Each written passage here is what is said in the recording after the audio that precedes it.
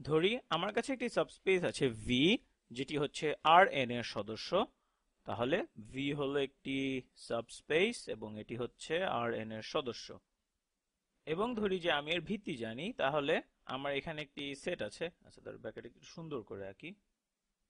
আমার কাছে একটি ভেক্টরের সেট আছে যেটা হচ্ছে v1 v2 এভাবে করে vk পর্যন্ত।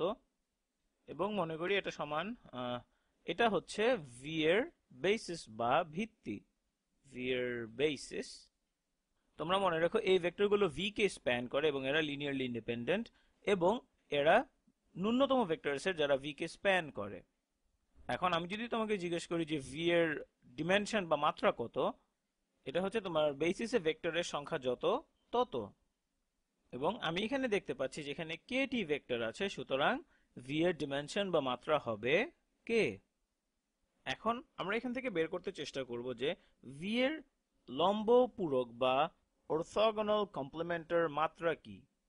সেটা করার জন্য চলো একটা ম্যাট্রিক্স বানাই যার কলাম ভেক্টরগুলো হচ্ছে এখানকার এই v ভেক্টরগুলো। তাহলে চলো যে কোনো একটা ম্যাট্রিক্স আমরা কল্পনা করি। ধরি ম্যাট্রিক্সটা হচ্ছে A এবং এটার কলাম ভেক্টরগুলো হচ্ছে এরকম v1, এটা হচ্ছে বেসিস কলাম ভেক্টর, দ্বিতীয়টি হচ্ছে v2। এভাবে করে আমরা যেতে থাকবো পুরো vk পর্যন্ত। এভাবে vk পর্যন্ত যাব আমরা। মনে রেখো আমাদের kটি উপাদান আছে, সুতরাং আমাদের k সংখ্যক কলাম থাকবে এবং আমাদের সারি সংখ্যা কত হবে। মনে করে দেখো এরা হচ্ছে আর এন এর সদস্য, সুতরাং এখানে প্রত্যেকটি সারিতে এন সংখ্যক উপাদান থাকবে। অর্থাৎ আমরা বলতে পারি যে আমাদের ম্যাট্রিক্সটি এ, এটা হবে এন বাই কে ম্যাট্রিক্স। এখন এই ভি এর সাবস্পেসকে আরেকটা কিভাবে আমরা বলতে পারি, চলো সেটা দেখি। আমরা এখানে দেখতে পাচ্ছি যে ভি এর স্প্যান হচ্ছে এখানকার এই ভেক্টরগুলি, যেগুলো হচ্ছে এখানকার কলাম ভেক্টর। তাহলে আমি যদি এখন স্প্যানের কথা বলি, তাহলে আমরা এটাকে এভাবে লিখতে পারি যে ভি, এটা সমান হচ্ছে স্প্যান এই ভেক্টরগুলির, অর্থাৎ v1 v2 এভাবে করে vk পর্যন্ত। এবং আমরা এখানে দেখতে পাচ্ছি যে এটা হচ্ছে a এর কলাম স্পেস, মানে এই ভেক্টরগুলো হচ্ছে a এর কলাম ভেক্টর, এবং তাহলে এটা সমান হচ্ছে a এর কলাম স্পেস। আমরা একটু আগে বলেছিলাম যে আমরা এদেরকে v এর অর্থোগোনাল কমপ্লিমেন্টের সাথে সম্পর্কিত করতে যাচ্ছি। আচ্ছা, তার আগে বলো যে a এর কলাম স্পেস এর অর্থোগোনাল কমপ্লিমেন্ট গুলো কি।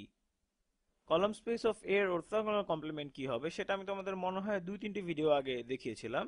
এটা সমান হচ্ছে এর কলাম স্পেসের অর্থোগোনাল কমপ্লিমেন্ট হচ্ছে, এটাকে আমরা এভাবেও দেখতে পারি যে এটা এ এর নাল স্পেসের ট্রান্সপোজ, অথবা এটাকে আমরা বলতে পারি the left null space of A. এটা কলাম স্পেস অফ এর অর্থোগোনাল কমপ্লিমেন্টের সমতুল্য। এখন কলাম স্পেস অফ এর অর্থোগোনাল কমপ্লিমেন্ট সমান আমরা কি বলতে পারি। আমরা জানি যে কলাম স্পেস অফ এ সমান হচ্ছে ভি এর স্প্যান, সুতরাং এটা সমান আমরা বলতে পারি ভি এর অর্থোগোনাল কমপ্লিমেন্ট। এখন আমরা যদি আহ, আমরা যদি আমাদের ভি এর আমরা যদি ভি এর অর্থোগোনাল কমপ্লিমেন্ট গুলো বের করতে চাই, ভি এর অর্থোগোনাল কমপ্লিমেন্টের মাত্রা বা ডিমেনশন বের করতে চাই, তাহলে আমাদেরকে আর কিছুই করতে হবে না, আমাদের এর নাল স্পেসের ট্রান্সপোজের মাত্রা বের করতে হবে। তাহলে আমরা এটাকে এখানে নিচে লিখি।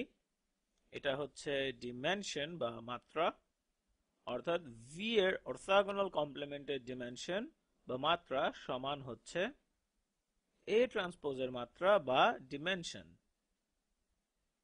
দাঁড়াও, দুঃখিত, এটা শুধু এ ট্রান্সপোজের ডিমেনশন না, এ ট্রান্সপোজের নাল স্পেস অফ এ ট্রান্সপোজের ডিমেনশন। আমি শব্দটা খুব একটা ব্যবহার করি না, বাট এটাকে বলা হয় নালিটি। এটাকে বলা হয় নালিটি এ ট্রান্সপোজের, অর্থাৎ নালিটি অফ এ ট্রান্সপোজ। তোমার নাল স্পেসের মাত্রা হচ্ছে নালিটি আর কলাম স্পেসের মাত্রা হচ্ছে র্যাঙ্ক। তাহলে চলো এখন দেখি আমরা কি করতে পারি। চলো একটা যে কোনো ট্রান্সপোজ নিই আমরা এখন। চলো আমরা একটা যে কোনো কিছু এ ট্রান্সপোজ ধরি, এবং এটাকে আমি এখানে আঁকতেও পারবো। ধরি এটা হচ্ছে একটা কে বাই এন মাত্রার ম্যাট্রিক্স। এটা দেখতে অনেকটা এরকম হবে। এখানে এই কলাম ভেক্টরগুলো এখানে সারি ভেক্টর হয়ে যাবে, তাহলে এটা হবে v1 ট্রান্সপোজ v2 ট্রান্সপোজ, এভাবে করে নিচে আমরা শেষে পাবো vk ট্রান্সপোজ। অর্থাৎ এগুলো সব এখন হয়ে গেছে সারি ভেক্টর। তবে আমরা একটা জিনিস জানি, আমরা একটা ম্যাট্রিক্সের নলিটি এবং র্যাঙ্কের মধ্যে একটা সম্পর্ক জানি, তারা আমাদের ম্যাট্রিক্সের কলাম সংখ্যার সমান।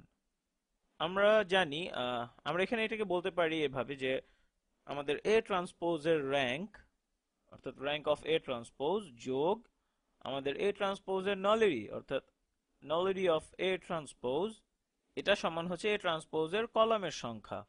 আমাদের এখানে আছে n সংখ্যক কলাম, এদের প্রত্যেকটি আছে nটি উপাদান, এটা সমান হচ্ছে n।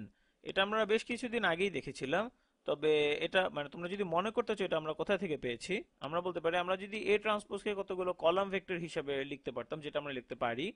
আচ্ছা না থাক, আমি আমার একটা নতুন ম্যাট্রিক্স নেই যেটা হচ্ছে বি। আমি তোমাকে মূলত মনে করতে চাচ্ছি এটা কোথা থেকে এসেছে।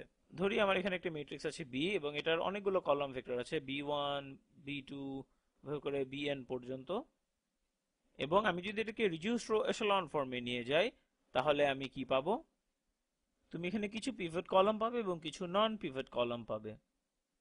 ধরি আমার ম্যাট্রিক্সে দেখতে এরকম, এখানে একটা 1 আছে এবং বাকিগুলো শূন্য, তারপর এখানে একটা 1 আছে বাকিগুলো শূন্য, এবং এরপর এখানে একটা 1 আছে এবং বাকি সবগুলো শূন্য, এবং অন্যান্য সব উপাদানগুলো হচ্ছে পিভট কলাম অর্থাৎ সব শূন্য। এবং আমরা গত ভিডিওতে দেখেছিলাম যে তোমার কলাম স্পেসের বেসিস হচ্ছে তোমার পিভট কলাম যতগুলো আছে তত। তাহলে এগুলো হচ্ছে তোমার এই কলামগুলো হচ্ছে তোমার পিভট কলাম এবং এদের সাথে সম্পর্কিত কলামগুলো হচ্ছে আমার কলাম স্পেসের ভিত্তি। এবং তুমি যদি এটার মাত্রা জানতে চাও তাহলে তোমাকে শুধু এই পিভট কলামের সংখ্যাগুলো গুনতে হবে, অর্থাৎ এটা শুধু পিভট কলামের সংখ্যা, এবং বি এর ক্ষেত্রে র্যাঙ্ক হবে আমার কতগুলো পিভট কলাম আছে সেটা। এবং নালিটি হচ্ছে তোমার নাল স্পেসের মাত্রা।